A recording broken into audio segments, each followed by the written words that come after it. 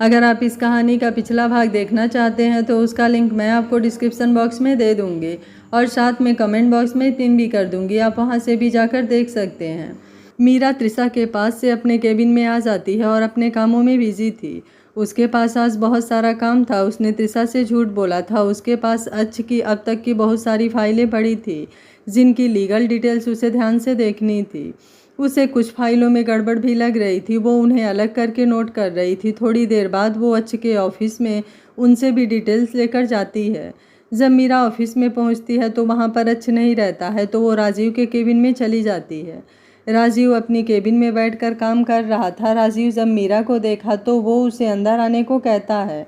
मीरा उसे सारी डिटेल्स दिखाते हुए कहती है, ये जो आपके पुराने लीगल एडवाइज़र थे उनमें मुझे कुछ गड़बड़ लग रही है। उसकी बात पर राजीव कहता है, हाँ कुछ ऐसे वर्कर हैं जो यहाँ सालों से काम कर रहे थे, लेकिन वो यहाँ पर काम ना करके कहीं और यहाँ की इन्फॉर्मेशन दे रहे थे।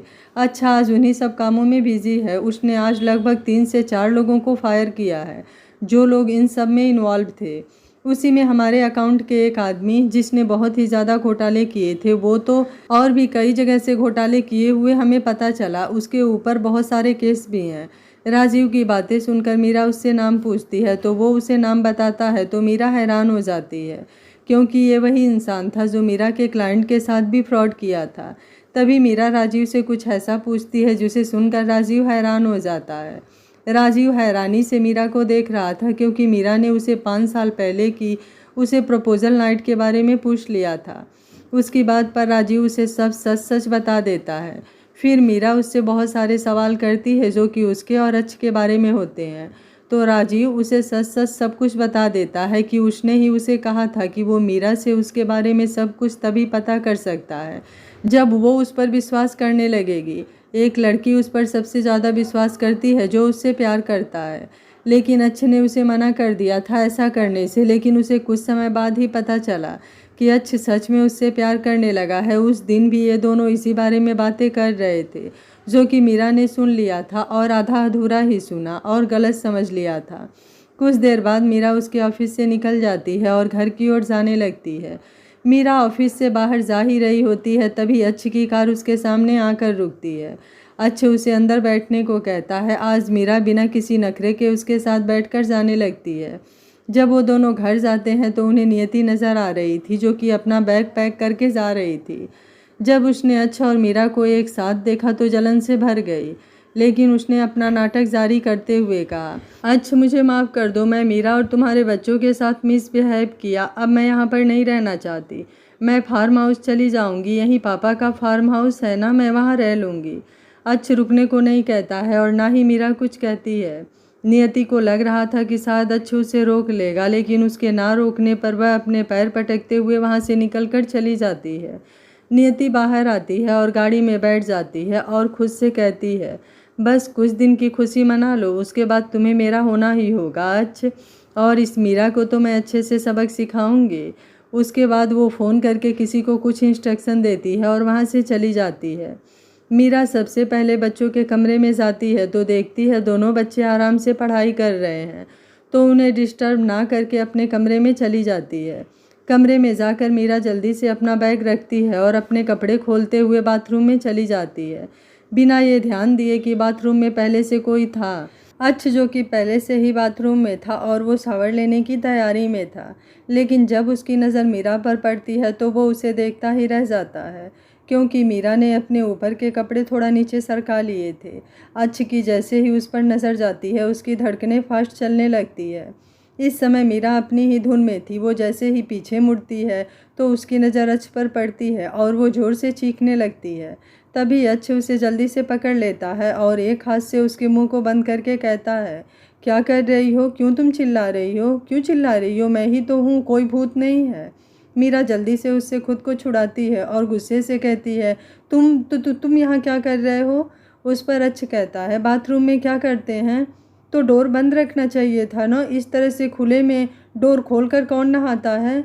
मैं अच्छा ऐसे बोलता है जैसे कोई बहुत शान की बात कर रहा हो। तभी उसकी नज़र मीरा के क्लीवेज पर जाती है तो वो देखता ही रह जाता है। जब मीरा अच्छ को ऐसे देखती है तो उसे अच्छ पर गुस्सा आता है और वो एक ज़ोरदार पंच अच्छ को मार देती है। कुछ देर बाद सभी बैठकर डिनर कर रहे थे, लेकिन सभी चोरी छुपे अच्छ को देखकर धीरे धीरे मुँह दबाकर हंसे जा रहे थे। तभी बाणी बोलती है, पापा ये आपकी आंखों को क्या हो गया है? अच्छ की एक आंख बंद हो गई थी और ज़्यादा काली पड़ गई थी क्योंकि इसमें सूजन आ गई थी, और ये हुआ था मीरा के पंच की वजह से जो उसने उसे बाथरूम में मारा था। उसकी बात पर अच्छा अपनी एक आंख से घूरकर मीरा को देखता है और कहता है, कुछ नहीं बेटा, बाथरूम में फिसल कर गिर गया था मैं। बेचारा कहाँ अपनी दोनों आंखों से सबको घूर कर डराता था और मीरा ने उसकी एक आंख को ही बंद कर दिया था। उसकी बात सुनकर नील कहता है, लेकिन ऐसा लग रहा है किसी ने आपको पंच मारा है। उसकी बात पर राजीव अपनी हंसी छुपाते हुए कहता है, और बेटा आपको ऐसा क्यों लगता है? तो नील कहता है, आपको पता है अंकल, हम लोग जब मनाली में थे ना, तो एक बैड बॉय था जो एक आंटी को परेशान कर रहा था, तो मम्मा ने उन्हें एक पंच मारा था, तो उनका भी चेहरा डैड के जैसे हो गया था। फिर अच की ओर देखकर, क्या आपको भी माँ ने पंच मारा है? क्या आपने माँ को परेशान किया है? उसकी बात पर सब जो अभी तक मुँह दबाकर हंस रहे थे वो सभी खिलखिलाकर हंसने लगते हैं। बेचारा अच्छ, उसका तो पोपट बन गया था। अच्छ घूरकर मीरा को देखता है और अपने मन में कहता है, इसकी पनिशमेंट तो तुम्हें आज ज़रूर मिलेगी, तुम कमरे में तो आओ। अच्छ डिनर के बाद अपने कमरे में चला जाता है तो पूरे कमरे में वो टहल रहा था और मीरा पर गुस्सा किए जा रहा था। वो गुस्से में खुद से कहता है, ऐसे मैंने क्या देख लिया जो पहली बार देखा हो? उसने मुझे ऐसे मार दिया, मेरी आंख सुझा दिया, उसे तो मैं सबक सिखा कर रहूँगा। ये वो सब बोले ही जा रहा था कि तभी कमरे में मीरा आती है। वो उसके पास आकर कुछ कहता, तब तक मीरा उससे कहती है, चुपचाप बिस्तर पर बैठ जाओ। अच्छ कुछ कहने ही वाला था, तभी मीरा उसे घूर कर देखती है और कहती है, अगर दूसरी आँख को भी अगर ऐसी हालत करना नहीं चाहते हो तो चुपचाप बैठ जाओ। उसकी बात सुनकर अच्छ उसे घूरते हुए बैठ जाता है। मीरा अपने हाथों में कुछ ली रहती है जिसमें से भाप निकल रही होती है। वो एक पोटली जैसा बना हुआ था। मीरा उस पोटली को उठाती है और उससे हल्का हल्का अपने हाथों पर छुआ कर उसकी आंखों को सेकने लगती है। अच्छ जल्दी से उससे दूर होता है और कहता है, ये क्या कर रही हो? अभी तो तुमने इसे सुझाया था, अब क्या जलाकर मुझे हमेशा के लिए अंधा करना चाहती हो? उसकी बात पर मीरा कहती है, ऐसा कुछ नहीं है, इसकी वजह से सुबह तक आपकी आंखें ठीक हो जाएंगी। अच्छ कुछ नहीं कहता है और चुपचाप मीरा को वो सब करने देता है जो कर रही होती है। मीरा उसे एक दवा देती है और कहती है, आप खाकर सो जाओ। उस दवा को वो जल्दी से खाकर सो जाता है। सुबह उसकी नींद लेट से खुलती है। उसकी नींद खुलती है तो वो देखता है कि मीरा कमरे में नहीं है। उसकी नज़र घड़ी पर जाती है तो टाइम देखता है, 10 बज रहे थे। उसे समझ में आ जाता है कि मीरा ऑफिस चली गई है। अच्छ उठकर वॉशरूम में जाता है तो वो देखता है कि उसकी आंखें ठीक हो गई है, बस हल्का हल्का सूजन है। अच्छ खुशी खुशी कहता है, ये तो डॉक्टर भी बन गई, लगता है लॉयर के साथ साथ। इसके बाद वो भी तैयार होकर ऑफिस के लिए निकल जाता है। उसने अपनी आंखों पर गॉगल्स लगा रखा था। बिना गॉगल्स के भी उसे देखकर कोई नहीं कह सकता था कि उसकी आंखों का कल क्या हालत थी, लेकिन फिर भी उसने गॉगल्स लगा रखे थे। वो ऑफिस में काम कर रहा था कि तभी उसे एक कॉल आती है। वो कॉल सुनकर घबराकर ऑफिस से भागकर चला जाता है। जब मीरा उसे ऐसे भागते हुए देखती है तो उसे कुछ गलत होने का अंदेशा आता है और वो भी टैक्सी लेकर अच्छ के पीछे चली जाती है। लगभग आधे घंटे बाद मीरा एक होटल के सामने खड़ी रहती है। वही होटल था जहां अच्छ भागकर अंदर गया था। मीरा भी उसके पीछे पीछे जाती है तो वो वहां पर अच्छ के बारे में पूछती है तो रिसेप्शन उसे एक कमरे का नंबर बता देती है। मीरा वहां से चली जाती है। तभी वह रिसेप्शनिस्ट एक डेविल स्माइल करके मीरा की ओर देखती है। मीरा जब कमरे का दरवाज़ा खोलकर अंदर जाती है तो सामने का नज़ारा देखकर उसकी आंखें फटी की फटी रह जाती हैं, क्योंकि उसके सामने नियति और अच्छ एक दूसरे के गले लगे हुए खड़े थे। नियति ने इस समय बहुत ही सेक्सी ड्रेस पहन रखी थी। मीरा का ये देखकर दिल ही टूट जाता है। वो अपने मुंह पर हाथ रख लेती है और उसकी एक हल्की सी सिसक निकल जाती है। अच्छ नियति को छोड़कर पीछे पलट कर देखता है तो वहाँ मीरा खड़ी थी। उसकी आंखों में आंसू थे।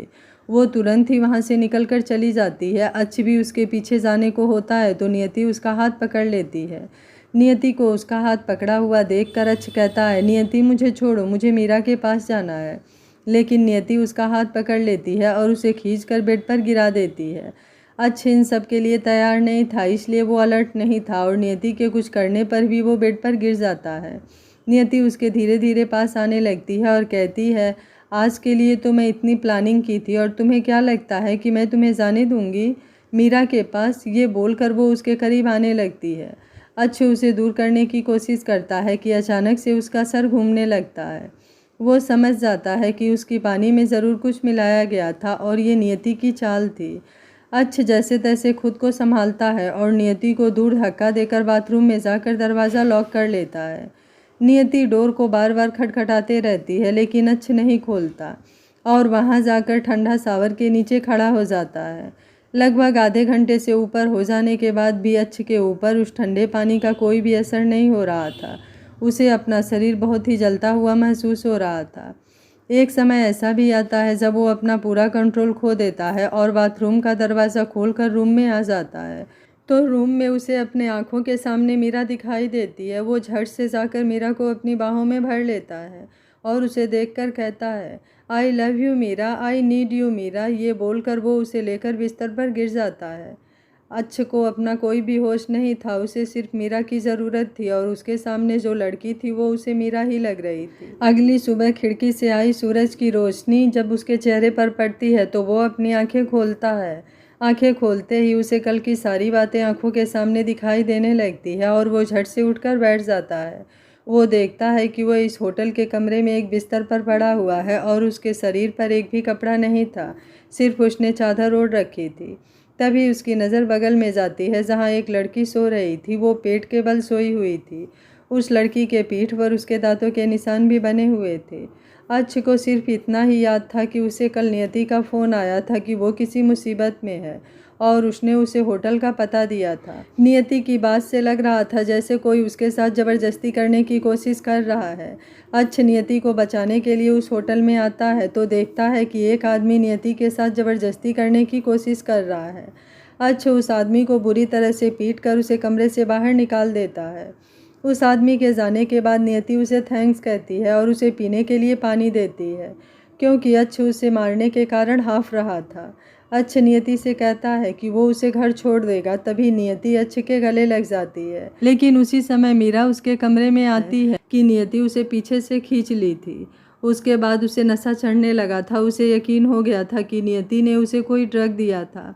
फिर वो बाथरूम में चला गया था। उसके बाद की बातें उसे कुछ भी याद नहीं है। वो यहाँ बिस्तर में कैसे आया, उसके बगल में क्या यह नियति थी। अच्छा अपना सर पकड़े बैठा होता है। उसे तो समझ में ही नहीं आ रहा था कि अब वो क्या करेगा। कहाँ वो धीरे धीरे मीरा को अपने प्यार का एहसास दिलाकर उसे अपने पास वापस लाने की कोशिश कर रहा था और कहाँ वो नियति के उस चाल में फंसकर उसने क्या कर दिया और मीरा ने भी उन दोनों को एक साथ देख लिया। अब तो वो उसे कभी माफ़ नहीं करेगी, ना ही कभी उसके पास आएगी। ये सोचकर ही उसने अपना सर पकड़ लिया। गुस्से से बगल में सोई हुई लड़की को पलट दिया लेकिन जैसे ही उसकी नज़र उस लड़की के चेहरे पर पड़ी उसके होश उड़ गए क्योंकि वो लड़की कोई और नहीं बल्कि मीरा थी। मीरा जो उसके ज़बरदस्ती उसको पलटने पर अपनी नींद से जाग गई थी। वो अच्छ को देखकर गुस्से में बोलती है, क्या तुम्हारा अभी मन नहीं भरा? रात भर तुमने मुझे परेशान किया, अब तो मुझे सोने दो। मुझ में और हिम्मत नहीं है, तुम डॉक्टर को बुलाकर एंटीडोज ले लो। ये बोलकर मीरा फिर सोने लगती है लेकिन अच्छ उसे उठाकर बैठा देता है। मीरा भी खुद को ब्लैंकेट से ढककर बैठ जाती है और गुस्से में उसकी तरफ देखकर कुछ कहती है कि अचानक अच्छ उसे गले से लगा लेता है। अच्छ उसे अपने सीने से लगाए ही बोलता है, thank you Meera, thank you so much. तुम नहीं जानती कि तुमने यहाँ आकर मुझे कितनी बड़ी गलती करने से बचा लिया। मैं डर गया था, मैं बहुत डर गया था कहीं नियति अपनी चाल में कामयाब तो नहीं हो गई और तुम मुझसे जुड़ चली जाओगी। मैं तुम्हें अब नहीं खो सकता। मीरा को भी समझ में आ रहा था कि अच्छ इस समय किस कंडीशन में है तो वह भी अच्छ को बैक हक कर लेती है और कहती है, तुम्हें ऐसा क्यों लगा कि मैं तुम्हें इतनी आसानी से छोड़ दूँगी? तुम शायद भूल गए कि तुमने मुझे कितना परेशान किया है। उन सब का बदला सूद समेत लूँगी मैं तुमसे। ये बोलकर वो हल्का सा स्माइल कर देती है।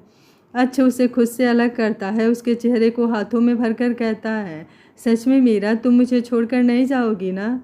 उसकी बात पर मीरा स्माइल करके हाँ में सर हिला देती है। अच्छ उसे अपने बाहों में लिए हुए ही बिस्तर पर पलट जाता है और उसके पूरे चेहरे को चूमने लगता है। मीरा कहती है, क्या कर रहे हो तुम? अच्छ एक शरारती स्माइल लिए उसके चेहरे को देखता है और कहता है, कल रात मैं होश में नहीं था इसलिए मुझे कुछ याद नहीं है। अब मैं पूरे होश में तुम्हारे करीब आना चाहता हूँ, तुम्हें पूरी तरह से फील करना चाहता हूँ। बहुत मिस किया इन 5 साल में मैंने तुम्हें। उसकी बात सुनकर मीरा के चेहरे पर एक शर्माहट भरी मुस्कुराहट आ जाती है, लेकिन फिर भी वो उसके सीने पर हाथ रखकर कहती है, अच्छ प्लीज़ अभी नहीं, मेरी पूरी बॉडी में बहुत दर्द हो रहा है। तो अच्छ उसे अपने सीने से लगाकर कहता है, आई एम सॉरी, मुझे नहीं पता था कि मैं इतना वाइल्ड हो गया था। तो मीरा कहती है, इसमें तुम्हारी कोई गलती नहीं है, नियति ने तुम्हें बहुत ही हाई डोज का ड्रग दिया था। अच्छ जब चारों ओर देखता है तो उसके और मीरा के कपड़े पड़े हुए होते हैं, लेकिन उसमें से कुछ भी पहनने लायक नहीं होता है। उसने नशे में मीरा के कपड़ों को बुरी तरह से फाड़ दिया था। वो मीरा को देखता है तो मीरा उसी की शर्ट पहनी हुई थी। तो वो मीरा से बोलता है, वैसे तुम्हारे लिए कपड़े खरीदने की ज़रूरत नहीं है, तुम इसमें बहुत ही हॉट और सेक्सी लग रही हो, आज से तुम मेरे ही कपड़े पहनना। मीरा उसे घूर कर देखती है तो वो बोलता है, अरे मैं तो मजाक कर रहा था, और फिर एक बार उसे अपने सीने से लगाकर कहता है, थैंक यू मीरा, मुझे समझने के लिए और मेरा साथ देने के लिए। नहीं तो अगर गलती से भी मैं नियति के करीब चला जाता तो खुद को मैं कभी माफ़ नहीं कर पाता सारी ज़िंदगी। और उससे कहता है, तुम फ्रेश हो जाओ, तब तक मैं कपड़ों का इंतज़ाम कर लेता हूँ। मीरा भी हाँ में सिर हिला देती है और उठकर बाथरूम में चली जाती है। अच्छा अपने एक आदमी को फ़ोन करता है और उस होटल में अपने और मीरा के लिए कपड़े मंगवा लेता है। तभी उसके दिमाग में कुछ क्लिक करता है कि कल रात तो वो नियति के साथ था, नियति ने उसे सेड्यूस करने की कोशिश की थी, लेकिन अचानक से जब वो बाथरूम के बाहर निकला तो उसे कुछ भी याद नहीं है। फिर वहाँ मीरा कब आई, क्या हुआ था रात में, उसे कुछ भी समझ में नहीं आ रहा था। थोड़ी देर बाद मीरा बाथरूम से बाहर आ जाती है बाथरोब पहनकर। उसके बाहर आने के बाद अच्छ बाथरूम में चला जाता है और फ्रेश होकर आता है। जब अच्छ बाहर आता है तो देखता है कि रूम में कपड़े आ चुके हैं और उन दोनों के लिए ब्रेकफास्ट भी था। मीरा ने अपने कपड़े बदल लिए थे और अच्छ अपने कपड़ों को लेकर बाथरूम में जाना लगता है। थोड़ी देर बाद बैठकर दोनों ब्रेकफास्ट कर रहे थे, तभी अच्छ मीरा से पूछता है, मीरा मुझे कल रात का कुछ भी याद नहीं है, मेरे बाथरूम में जाने के बाद यहाँ क्या हुआ है, प्लीज़ तुम मुझे बताओगी। मीरा कहती है, तुम दोनों को कल उस तरह से देखकर मुझे बहुत गुस्सा आया था, मैं यहाँ से जाने लगी थी कि रास्ते में ही, ये बोलकर मीरा उसको सब बताने लगती है। अच्छ को नियति के साथ में देखकर मीरा का दिल टूट गया था। वो वहाँ से भागते हुए होटल के बाहर आने लगती है कि बाहर ही उसे साक्षी मिल जाती है। साक्षी उसे देखकर उसे रोकती है और पूछती है, क्या हुआ मीरा, तुम रो क्यों रही हो। साक्षी को देखकर मीरा का सब्र टूट जाता है और वो उसके गले लगकर फूट फूट कर रोने लगती है और उसे सब कुछ बताने लगती है। साक्षी उसकी बात सुनकर कहती है, इसका मतलब वो मिस्टर रायचंद तुम्हारे बच्चों के पापा हैं। तो मीरा उसे हाँ में सिर हिलाती है। तभी साक्षी उसे कुछ ऐसा बताती है कि उसकी आंखें फटी की फटी रह जाती हैं। साक्षी उसे बताती है कि उसने अपने ससुर के केस की इन्वेस्टिगेशन करवाई थी। उससे पता चला था कि उनके मौत के पीछे नियति है, उसकी माँ, दोनों का हाथ था। उन्हें पता चल चुका था कि नियति उनकी सगी बेटी नहीं है, बल्कि उसकी माँ ने अंकल के साथ धोखा किया था। जब उन्हें ये बात पता चल गई तो वो उन दोनों को अपनी प्रॉपर्टी से अलग करना चाहते थे, जिसका उन दोनों को पता चल गया। उन दोनों ने उन्हें मरवा दिया। मेरे हस्बैंड के एक्सीडेंट में भी उन दोनों का हाथ था। उसकी माँ पहले से ही जेल में है। नियति कहाँ है ये किसी को नहीं पता था, इसलिए हमने उसकी कॉल को ट्रेस करवाया और हमें पता चला कि वो किसी को अपने जाल में फंसाकर उसे शादी करके उसकी प्रॉपर्टी को अपने हाथ में करना चाहती है। आज वो इस होटल में इस इंसान को ड्रग देकर अपने चाल में फंसाने की कोशिश करेगी। साक्षी की बातें सुनकर मीरा को यकीन हो जाता है कि यहाँ ज़रूर कुछ गड़बड़ है, इसलिए वो जल्दी से कुछ बॉडीगार्ड को फ़ोन करती है और साक्षी के साथ उस कमरे में वापस चली जाती है। जब वो दोनों कमरे में आती हैं तो वो दोनों को नियति बाथरूम का दरवाजे को ज़ोर ज़ोर से खटखटाते हुए मिलती है। नियति की नज़र जब मीरा और साक्षी पर पड़ती है तो गुस्से से भर जाती है। वो उन दोनों को उस कमरे से जाने को कहती है। मीरा गुस्से से नियति की ओर बढ़ती है और ज़ोरदार उसके गालों पर थप्पड़ों की बौछार करने लगती है। कुछ ही देर में नियति ज़मीन पर पड़ी हुई थी। उसके दोनों गाल लाल हो चुके थे और उनमें सूजन भी आ गई थी। वहाँ कुछ बॉडीगार्ड्स को मीरा इशारा करती है जो नियति को पकड़कर वहाँ से लेकर चले जाते हैं। साक्षी भी वहाँ से चली जाती है क्योंकि मीरा ने उसे भेज दिया था। उन सब के जाने के बाद जैसे ही मीरा पलटती है, बाथरूम का दरवाज़ा खुलता है और अच्छ बाथरूम से बाहर आता है। मीरा आगे कहती है, इसके बाद तो बताने लायक कुछ है नहीं, ये बोलकर वो अपना नाश्ता करने लगती है। उसके आगे की बात वो नहीं बताती। अच्छा उसे छेड़ते हुए कहता है, मीरा उसके बाद क्या हुआ, मुझे ये भी जानना है। आखिर मैंने अपनी होने वाली वाइफ और ऑफिशियली हो चुकी वाइफ को कितना सारा प्यार किया, ये जानना तो मेरा हक है ना। मीरा उसकी तरफ घूर कर देखती है और अच्छ के चेहरे पर स्माइल देखकर वो समझ जाती है कि अच्छ उसे छेड़ रहा है। तो मीरा कहती है, ठीक है, लेकिन अच्छे से जानने के लिए तैयार हो जाओ। पहले अपनी आंखें बंद करो, मैं तुम्हें बताऊंगी नहीं, तुम्हें सब कुछ फील करवाऊंगी।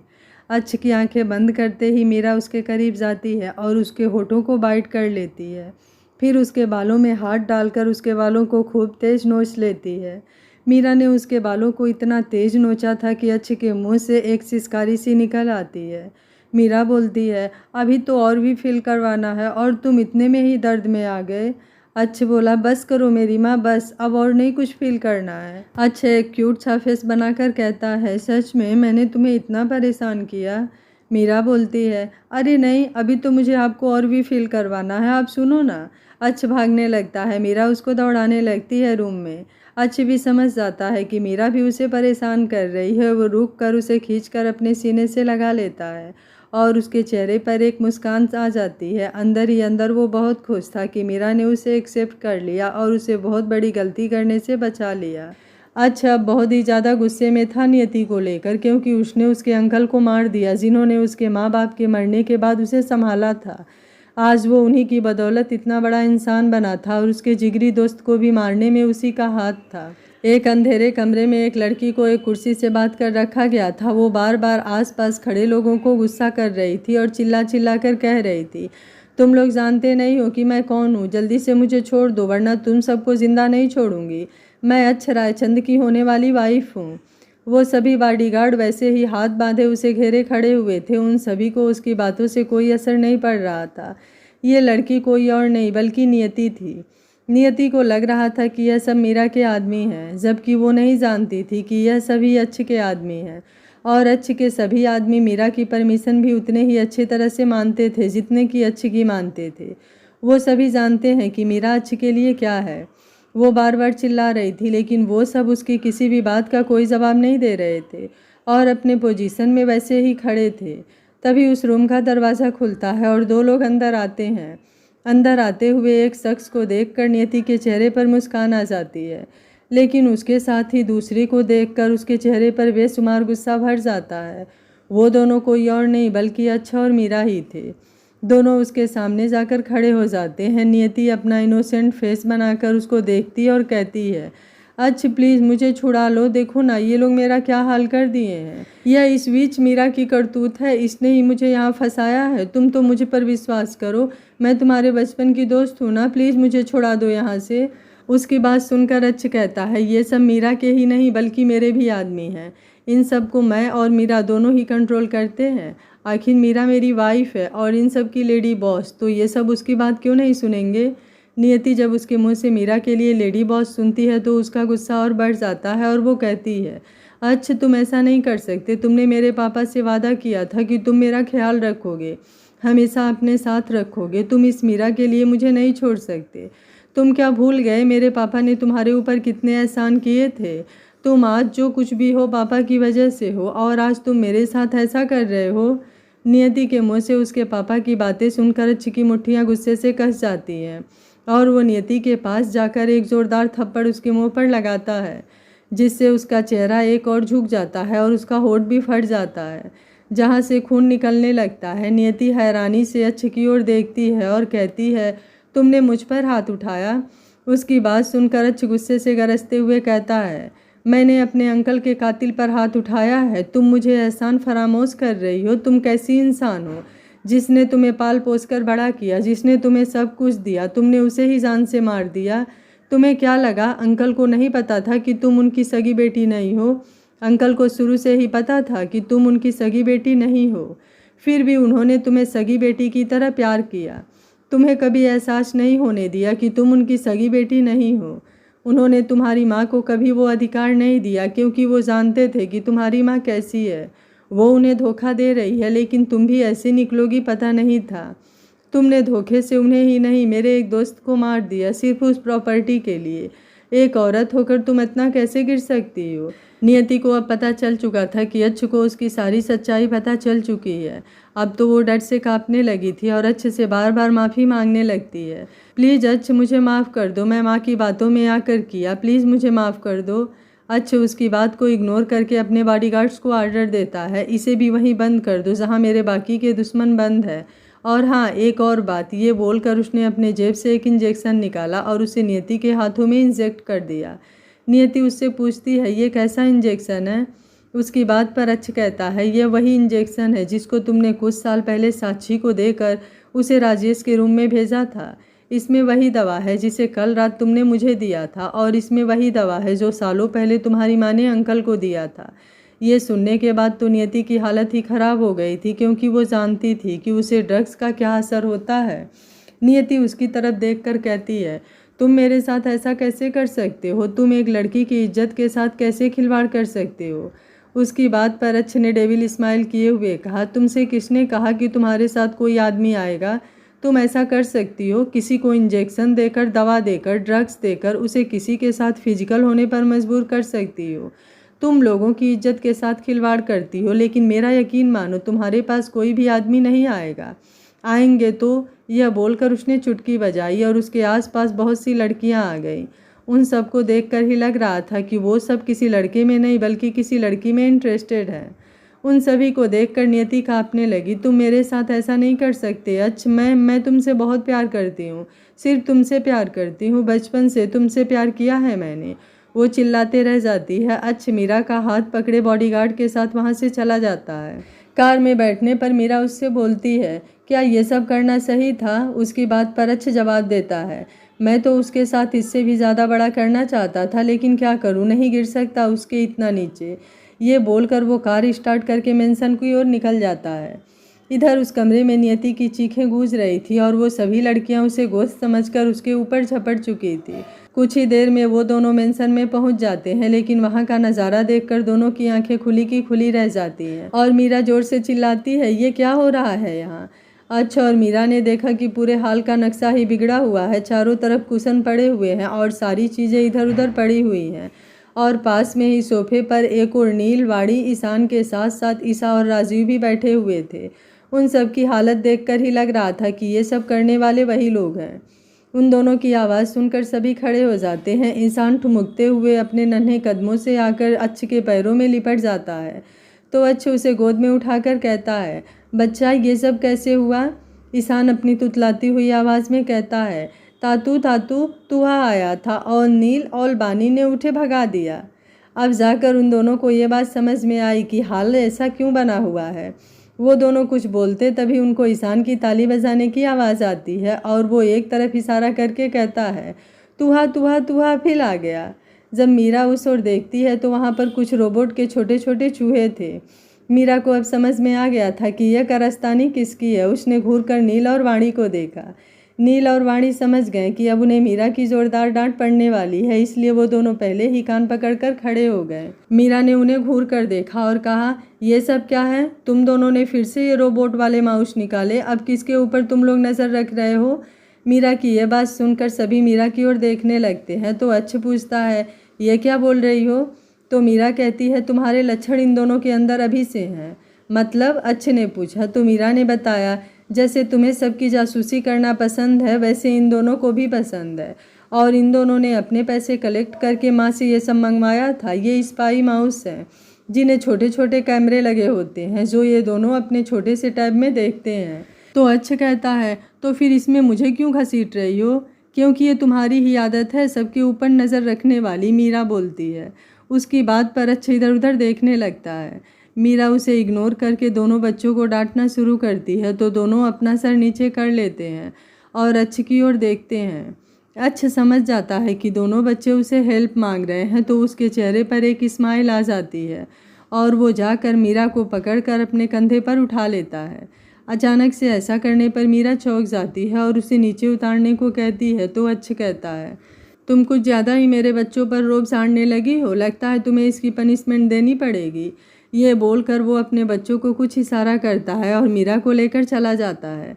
मीरा उसे छोड़ने के लिए कह रही थी लेकिन ये उसकी एक बात भी नहीं सुनता है और उसे लेकर अपने कमरे में जाकर दरवाज़ा बंद कर लेता है। उन दोनों को ऐसे देख राजीव और ईशा के चेहरे पर स्माइल आ जाती है। दोनों समझ जाते हैं कि दोनों के बीच में सब कुछ ठीक हो चुका है। फिर वो दोनों सभी बच्चों को लेकर कमरे में जाते हैं और सर्वेंट से कहकर पूरे हाल को साफ करने के लिए कह देते हैं। वहीं कमरे के अंदर अच्छ मीरा को लेकर डायरेक्ट बाथरूम में चला जाता है। कुछ देर बाद अच्छ और मीरा बाथ टब में लेटे हुए थे। मीरा अच्छ की बाहों में थी और अच्छ धीरे धीरे उसके कंधे को चूमे जा रहा था। मीरा लगभग आधी नींद में थी, तभी उसके कानों में अच्छ की एक प्यारी मदहोश कर देने वाली आवाज़ आती है जो कह रहा था, will you marry me Meera. उसकी बात सुनकर मीरा की आंखें खुल जाती है और वो पलटकर अच्छ को देखती है तो अच्छ इस्माइल के साथ हाँ में सिर हिला देता है और कहता है, मैं सच कह रहा हूँ मीरा, अब और नहीं। अब मैं कोई भी ऐसा रीज़न नहीं आने देना चाहता जिससे तुम्हें और अपने बच्चों को खुद से दूर करूँ। अब मैं तुम्हें अपने साथ हमेशा रखना चाहता हूँ, अब और तुमसे दूर नहीं रह सकता। I love you Meera, please marry me. उसकी बातें सुनकर मीरा की आंखों में आंसू आ जाते हैं और वो झट से अच्छ के गले लग जाती है और कहती है, आई विल। अब अच्छ और मीरा के दरमियान सब कुछ ठीक हो चुका था। वो दोनों अपनी पूरी फैमिली के साथ खुशी खुशी रह रहे थे। उन दोनों की शादी की डेट भी 15 दिन बाद की निकली थी, जिसकी शॉपिंग उन लोगों ने शुरू कर दी थी।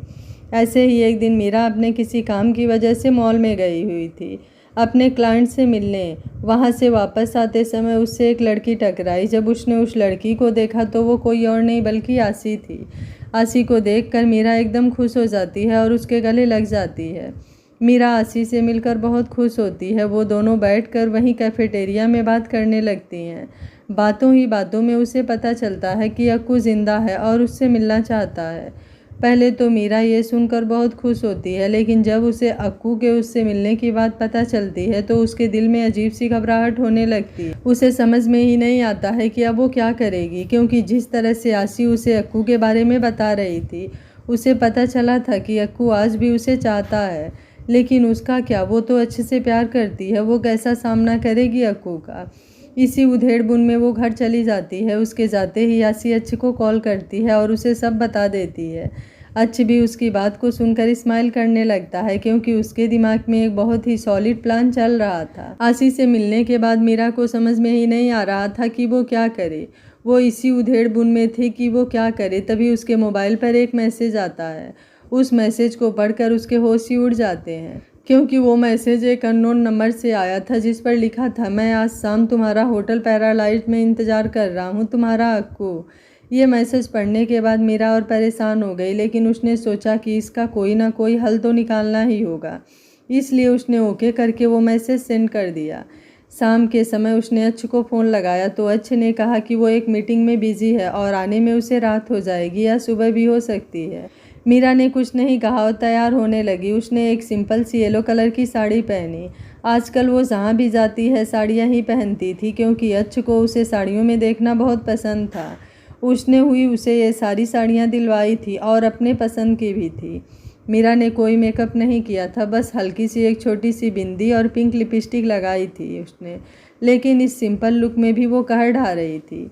जब वो नीचे आई तो पूरा हाल खाली था। उसे लगा सब बिजी होंगे तो वो चुपचाप घर से निकल गई, लेकिन उसके निकलने के बाद ही धीरे धीरे सभी हाल में आ गए और सब एक दूसरे को देखकर हाई फाई देने लगे और सबके चेहरे पर एक चमक नज़र आ रही थी। कुछ देर में मीरा होटल पैराडाइज पहुंच गई। वहां पहुंचते ही वहां का मैनेजर ने उसे ग्रीट किया और उसे अपने साथ लेकर होटल के टेरिस पर गया। मीरा को टेरिस पर छोड़कर वो मैनेजर वहां से चला गया। मीरा ने देखा तो चारों तरफ बहुत ही सुंदर डेकोरेशन की गई थी, जिसमें रेड और पिंक कलर के फ्लावर्स की डिज़ाइनिंग थी।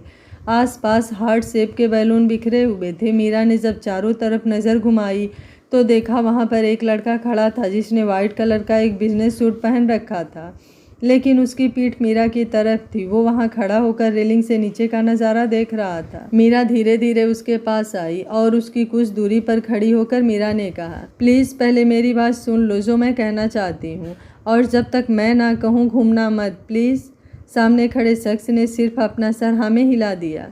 मीरा ने कहना शुरू किया, अक्कू मैं जानती हूँ तुम्हारे मन में मेरे लिए आज भी वही फीलिंग्स है जो बचपन में थी, लेकिन तुम्हारी उस फीलिंग को मैंने अपने दिल में बचा कर रखा था। हमेशा यही दुआ करती थी कि काश तुम ठीक होते, काश तुम जिंदा होते तो हम दोनों साथ होते। लेकिन जैसा हम सोचते हैं हम चाहते हैं ज़िंदगी कभी हमें वैसा नहीं करने देती। मेरे साथ भी कुछ ऐसा ही हुआ। मुझे माफ़ कर दो अक्कू, मैं तुमसे किए अपने बचपन के वादे को नहीं निभा सकती, क्योंकि मैं किसी और से प्यार करने लगी हूँ, और प्यार ही नहीं, मैं उससे कुछ दिन बाद शादी भी करने वाली हूँ। मुझे माफ़ कर देना, मैं तुमसे किए अपने वादे को नहीं निभा पाई। मैं उसे जाकर भी नहीं छोड़ सकती, क्योंकि मैं उससे बहुत प्यार करने लगी हूँ, इतना कि उसके बिना जी भी नहीं सकती। एक समय आया था जब मैं उससे दूर चली गई थी, लेकिन उसके एहसास से दूर नहीं जा पाई। उसका एहसास, उसका अंश मेरे अंदर पल रहा था, हमारा बच्चा मेरे अंदर पल रहा था। और आज मैं सिर्फ उसकी होने वाली वाइफ भी नहीं, उसके 2 बच्चों की माँ भी हूँ। मैं उससे बहुत प्यार करती हूँ। ये सब कहते हुए मीरा की आंखों से आंसू बह रहे थे। मीरा ने आगे कहा, मैं जानती हूँ मैंने तुम्हारी फीलिंग्स के साथ सही नहीं किया। तुम आज तक मेरा इंतज़ार करते रहे और मैं किसी और से प्यार कर बैठी, यहाँ तक कि उसके साथ अपनी ज़िंदगी भी शुरू कर दी मैंने। लेकिन मैं वादा करती हूँ मैं अपनी दोस्ती को निभाऊंगी। लेकिन अगर तुम्हें कोई ऐतराज़ है तो तुम मुझे कह सकते हो, लेकिन ये मत कहना कि मैं तुम्हारी हो जाऊँ, क्योंकि उसके सिवा मैं किसी और की नहीं हो सकती। मीरा को लगा कि अब उसने अपने दिल की बातें कह दी है और अभी और कहने के लिए कुछ भी नहीं है, तो वो वहाँ से जाने लगी। लेकिन तभी उसके कानों में आवाज़ आई, शादी तो मैं तुमसे ही करूँगा और तुम्हें भी मुझसे ही शादी करनी पड़ेगी। आखिर बचपन का जो वादा था मेरा। इस आवाज़ को सुनकर वो चौंक गई, क्योंकि इस आवाज़ को बहुत अच्छे से पहचानती थी वो। मीरा हैरानी के भाव लिए सामने पलटी तो उसकी आंखें शौक की वजह से और बड़ी हो गईं, क्योंकि उसके सामने अच्छ घुटनों के बल दोनों बाहें फैलाए बैठा था। मीरा की आंखों से हैरानी से आंसू बहने लगे। उसने कांपते हुए होठों से कहा, अच्छ तो तुम आगे के बात उसके गले में ही रह गई। उसकी आंखों से झरझर आंसू बहने लगे। अच्छ तुरंत खड़ा हुआ और उसके पास आकर उसके आंसू को पूछते हुए कहा, अक्कू तो हमेशा से ही अपनी मायू का था और मायू हमेशा से ही अपनी अक्कू की रहेगी। उन्हें कोई अलग नहीं कर सकता, ना ही कर पाएगा। देखो ना, किस्मत ने भी हमें अलग किया और फिर हमें मिला भी दिया। एक दूसरे से अजनबी होने के बाद भी हम दोनों मिले और हमारे बीच में प्यार हुआ। ये सब जीत है हमारे सच्चे प्यार की, हमारी सच्ची दोस्ती की, कि चाहे कुछ भी हो जाए हम ही दूसरे से मिलेंगे, हम कभी नहीं हारेंगे। देखो ना, किस्मत ने भी हमें एक दूसरे से मिलाया। मीरा ने हकलाते हुए अपने शब्दों से कहा, तो तुम सच में मेरे अक्कू हो ना? अच्छा हाँ, मैं सर हिला दिया और कहा, आसिदी से मैं बहुत पहले ही मिल चुका था। जब मुझे पता चला कि तुम मेरी मायू हो तब तक तुम मुझसे दूर जा चुकी थी। मीरा ने उसके सीने पर मारते हुए कहा, जब मिले तब क्यों नहीं बताया? अच्छ ने उसके हाथों को पकड़कर अपनी कमर पर लपेटा और उसे अपने और करीब करते हुए कहा, क्योंकि मैं चाहता था कि तुम मुझे अपनाओ, मेरे प्यार को एक्सेप्ट करके, अच्छ के प्यार को एक्सेप्ट करके, ना कि सिर्फ इसलिए कि मैं तुम्हारा अक्कू हूँ ये जानकर। मीरा के चेहरे पर यह सब सुनकर एक स्माइल आ गई। उसने जोर से अच्छ को हक कर लिया। कुछ देर बाद अचानक से मीरा अच्छ को खुद से दूर झटक देती है और बोलती है, तुम सब कुछ जानते थे फिर भी मुझे परेशान किया। आसिदी के साथ मिलकर मैं तुम्हें छोड़ूंगी नहीं, तुम बहुत बुरे हो। ये बोलते हुए मीरा बार बार अपने हाथों से उसके सीने पर मारे जा रही थी। अच्छ को उसकी मार से ज़्यादा फर्क नहीं पड़ रहा था, फिर भी उसने उसके दोनों हाथों को पकड़कर उसकी कमर से लगाकर उसके खुद के करीब कर लिया और कहा, अब इतना मार लिया है तो थोड़ा सा प्यार भी जता लो। ये बोलकर अच्छ ने मीरा के होठों को लॉक कर दिया। वहीं घर पर आज आसी आई हुई थी, उसके साथ मिहिर और आसमा भी थे। आसी और मिहिर दोनों ही नील और वाड़ी से मिलकर बहुत खुश हुए थे। आसी को तो यकीन ही नहीं हो रहा था कि वो छोटे से अक्कू और मायू हैं, आज छोटे छोटे बच्चों के माँ बाप बन चुके हैं। उन दोनों को देखकर उसे अच्छी की बात याद आती है जो बचपन में कहता था, देखना दीदी, एक दिन मेरे भी छोटे छोटे बच्चे होंगे जो मायू को मम्मा कहेंगे। अपने भाई की बचपन में कही हुई ये बात याद करके आसी के चेहरे पर स्माइल थी। बचपन में जब भी अच्छ उसे ये बातें कहता था तो स्माइल कर देती थी। उसे हमेशा उसकी बातें बहुत प्यारी लगती थी, लेकिन वो जानती थी कि मजाक से तो ज़्यादा कुछ भी नहीं है। लेकिन आज वो बहुत खुश थी। वो बच्चों से खेल ही रही थी कि तभी उन्हें अच्छ और मीरा दरवाजे से आते हुए दिखाई देते हैं। मीरा दौड़कर आती है और आशी के गले लग जाती है। आज वो आशी से मिलकर बहुत खुश हुई थी। मीरा आशी से बात करने में ही बिजी थी कि तभी उसे एक आवाज़ आती है, माँ क्या ये मेरी मामी हैं? अच्छा मामू की वाइफ। उसकी बात पर मीरा उस ओर देखती है तो एक 5 साल की बच्ची खड़ी थी। उस बच्ची ने मिहिर का हाथ पकड़ रखा था। मीरा मिहिर की ओर देखती है तो मिहिर हाँ में सिर हिला देता है। मीरा आसमा से मिलकर बहुत खुश होती है। ऐसे ही दिन गुजर रहे थे और जल्दी ही उन दोनों की शादी का दिन भी आने वाला था। मीरा किसी शोर शराबे में शादी नहीं करना चाहती थी। उसने अच्छे से कोर्ट मैरिज और उसके बाद मंदिर में शादी करने के लिए कहा था। अच्छ भी उसकी बात मान गया था, लेकिन उसने एक ग्रैंड रिसेप्शन रखने की बात कही थी तो मीरा ने हामी भर दी थी। शाम के समय मीरा बैठी हुई गार्डन में बच्चों को खेलते हुए देख रही थी और कुछ सोच रही थी। तभी अच्छे उसके पास आता है, उसका हाथ पकड़कर कमरे में लेकर जाता है। मीरा उससे पूछती है तो अच्छे उसे एक बैग देता है और कहता है, इन कपड़ों को पहनकर मेरे साथ चलो। मीरा कुछ नहीं कहती है, उन कपड़ों को पहनकर आती है। इस समय मीरा ने ब्लैक जीन्स के ऊपर ब्लैक टी शर्ट और उस पर ब्लैक जैकेट पहन रखी थी। उसने अपने बालों को पोनीटेल बना रखी थी और पैरों में शूज पहन रखे थे। इस समय वो एक माफिया गर्ल के जैसे लग रही थी। मीरा जब अच्छ के सामने आती है तो एक बार के लिए अच्छ की सांसें थम जाती है, क्योंकि मीरा इस समय बहुत ही खूबसूरत लग रही थी। ब्लैक ड्रेस उस पर बहुत जम रही थी। उसे देखकर अच्छ का गला सूखने लगता है।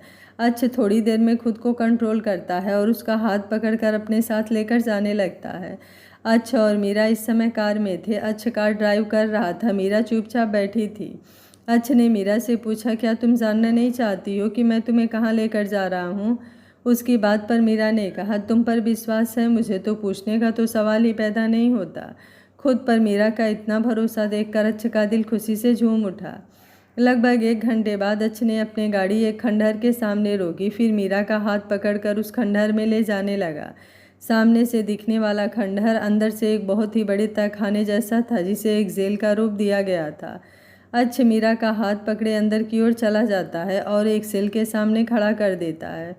सामने सेल में बड़े इंसान को देखकर मीरा की आंखें हैरानी से बड़ी हो जाती।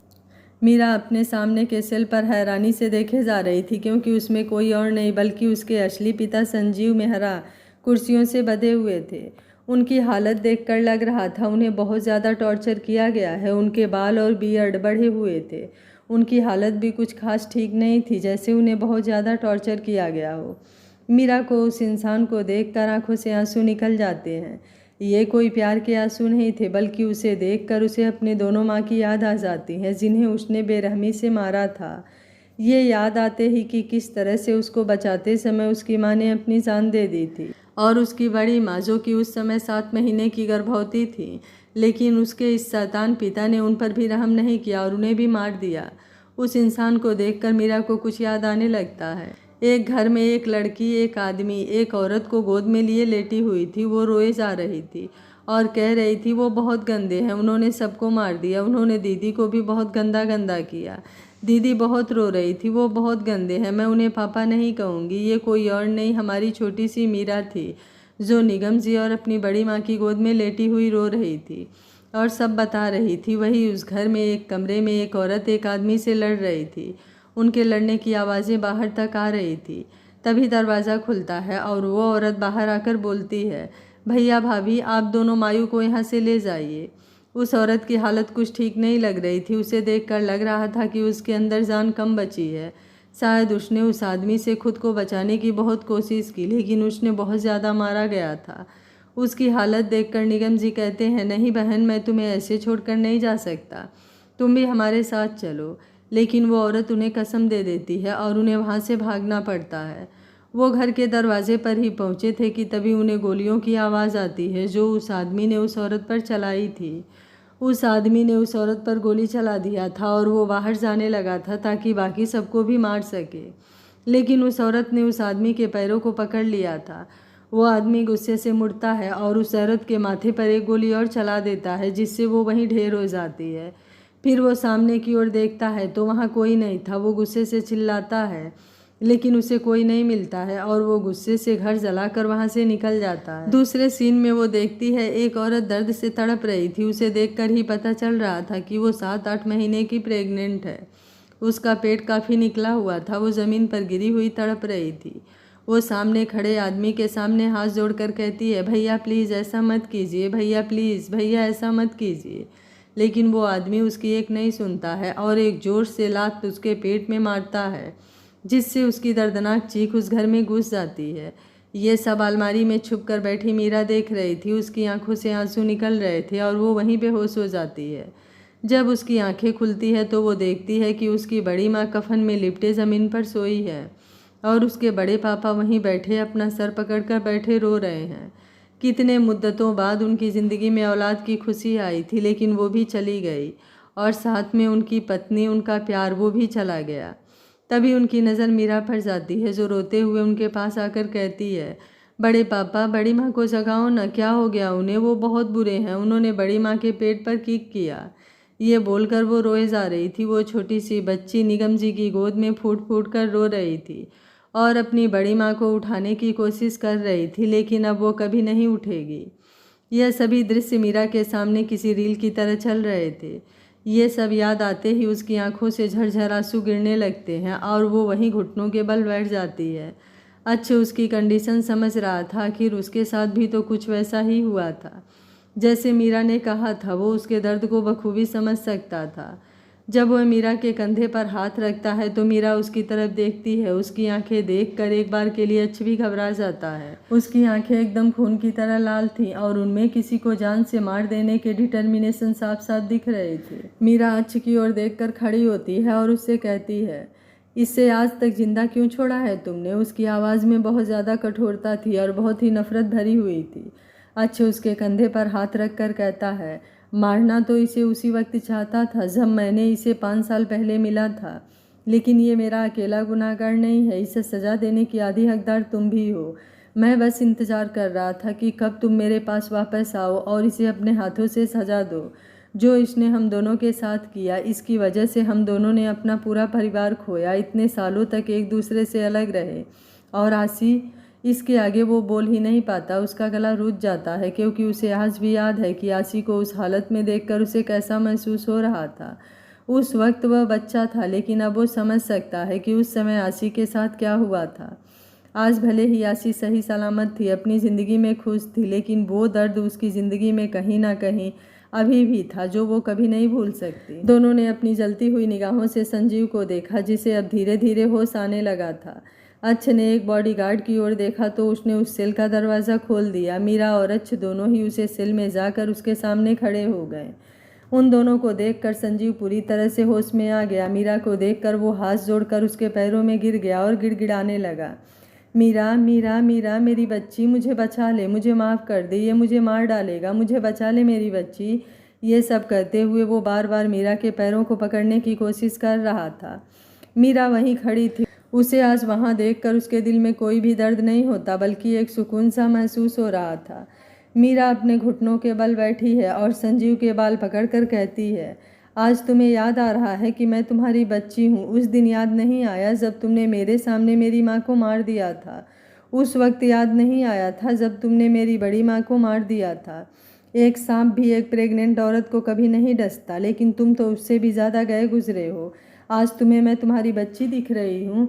5 साल पहले जब तुम मुझे दरिंदों के बीच खड़ा कर दिया था मुझे बेचने के लिए, तब याद नहीं आई कि मैं तुम्हारी बच्ची हूँ?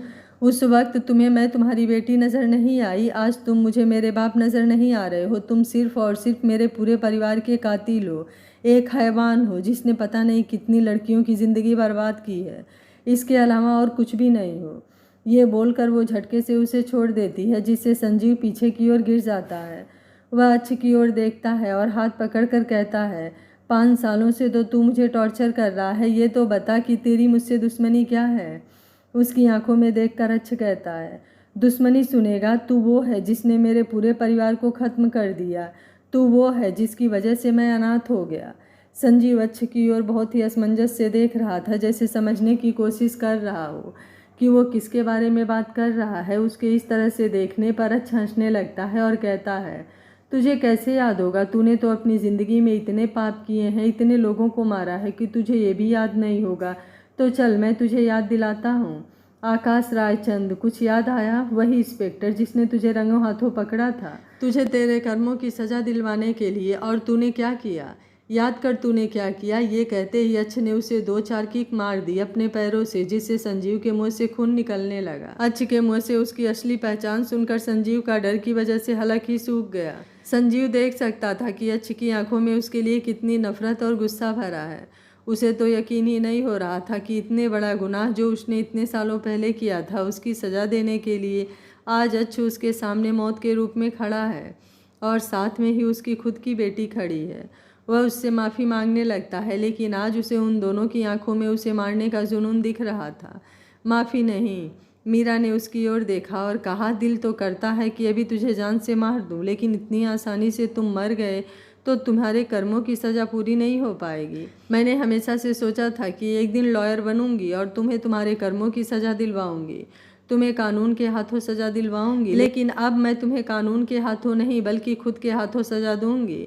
कानून तुम्हें फांसी की सज़ा देगा जो तुम्हें कुछ पल में ही मौत दे देगी, लेकिन अब नहीं। ये बोलकर वो अच्छ की ओर देखकर कहती है, इसकी वजह से हम लोग पल पल मरे हैं, पल पल तड़पे हैं, तो इसे भी पल पल तड़पना होगा। उसने वहाँ खड़े आदमियों से कहा, रोज़ इसके शरीर पर आप केरोसिन डालेंगे और इसे जलाएंगे, लेकिन जब यह जलने लगे तो आप इसे बुझा देंगे।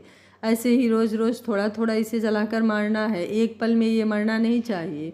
मैं इसे तड़पते हुए देखना चाहती हूँ, वैसे ही जैसे मैंने अपनी माँ को, बड़ी माँ को तड़पते हुए देखा था। इतने सालों तक अपने बड़े पापा को, बड़ी माँ, अपने बच्चों की याद में रोते हुए देखा था, अकेले तड़पते देखा था।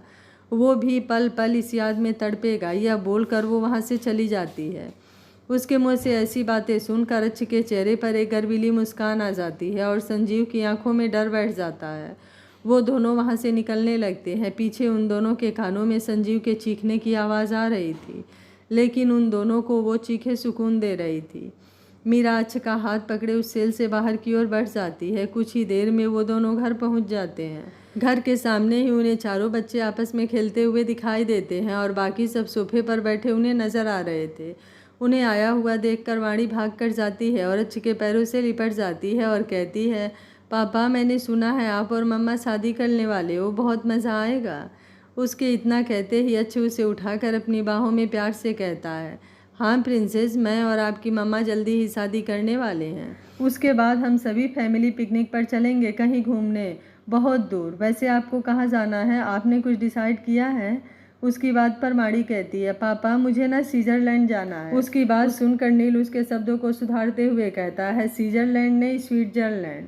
हाँ हाँ वही, वाणी ने भी उसकी तरफ देख कर कहा। सभी साथ में डिनर करते हैं और अपने अपने कमरे में सोने चले जाते हैं। मीरा दोनों बच्चों को सुलाने के लिए कमरे में जाती है तो अच्छ भी उसके पीछे पीछे कमरे में चला जाता है। आज दोनों ने मिलकर दोनों बच्चों को सुलाया था। उसके बाद वो दोनों भी जाकर अपने कमरे में सो गए।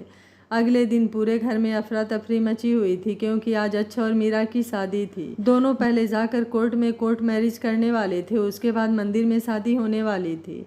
सभी नीचे उनका इंतजार कर रहे थे। आज अच्छ ने सफ़ेद रंग का कुर्ता पैजामा पहना था, जिस पर उसने येलो कलर का जैकेट को डाला हुआ था। सभी कोर्ट पहुंच गए थे, लेकिन आसी, मिहिर और ईसा के साथ सभी बच्चे मंदिर में उन दोनों का इंतजार कर रहे थे। कुछ देर बाद अच्छ मीरा और राजीव के साथ कोर्ट में था। दोनों ने मैरिज सर्टिफिकेट अपने हाथों में पकड़ा हुआ था। दोनों के चेहरे की खुशी आज देखते नहीं बन रही थी। राजीव विटनेस के तौर पर उन दोनों के साथ था। कुछ देर बाद वो जब दोनों मंदिर पहुंचने वाले थे तो वहां पर अच्छ, मिहिर और राजीव एक साथ एक ओर चले जाते हैं।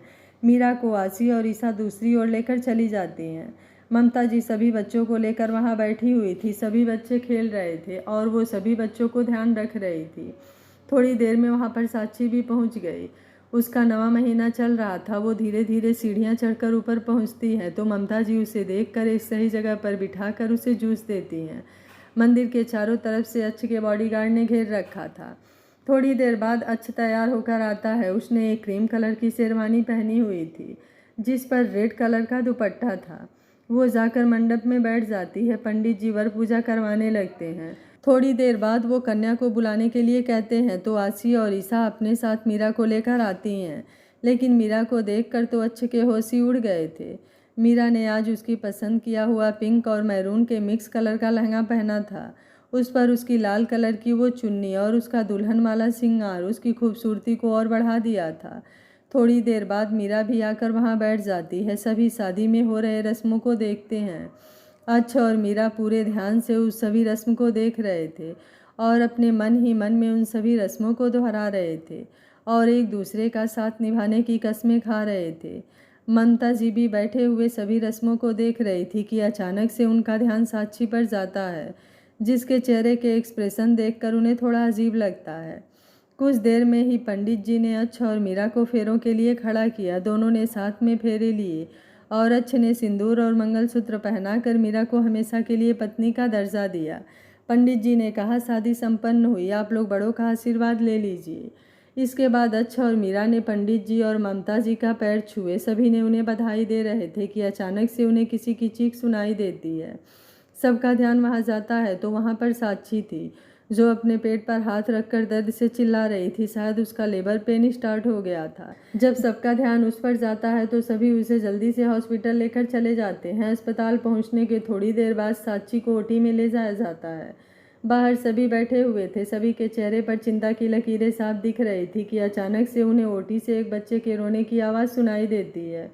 थोड़ी देर बाद नर्स एक बच्ची को लेकर आती है। मीरा जल्दी से जाकर उस बच्ची को गोद में ले लेती है तो देखती है वो एक बहुत ही प्यारी सी बच्ची थी, जो किसी रूई के फाहे जैसी थी। सभी उस बच्ची को देखकर उस पर अपना प्यार लुटा रहे थे कि अचानक से नर्स ने कुछ ऐसा कहा जिसे सुनकर सभी शॉक हो गए। नर्स ने कहा कि साक्षी नहीं बच पाई। ये सुनकर सभी दुखी हो गए थे। सभी ने साक्षी का मिलकर अंतिम संस्कार किया। उसके बाद उसकी बच्ची को घर लेकर चले आए। ईसा और मीरा ने उस बच्ची की जिम्मेदारी बहुत अच्छे से संभाल ली थी। आसी मिहिर अपनी बच्ची आसिमा के साथ ऑस्ट्रेलिया में शिफ्ट हो गए थे और मीरा, ईसा, राजीव और अच्छ चारों बच्चों के साथ वहीं पर थे। सभी अपनी ज़िंदगी में बहुत खुश थे। अगर कुछ बदला था तो वो था नील का स्वभाव। नील साक्षी की बेटी, जिसका नाम दुर्वा रखा गया था, उसके लिए बहुत ही ज़्यादा पजेसिव था। वो उसके आसपास किसी को भी भटकने नहीं दिया करता था। लेकिन अच्छा और मीरा नील के साथ साथ अपनी पूरी फैमिली को एक साथ बहुत अच्छे से संभाल रहे थे। आशा है यह कहानी आपको ज़रूर पसंद आई होगी। अगर कहानी अच्छी लगी है तो वीडियो को लाइक, शेयर एंड चैनल को सब्सक्राइब कर लीजिएगा। Thank you for watching. मिलते हैं अगली एक और प्यारी सी कहानी के साथ।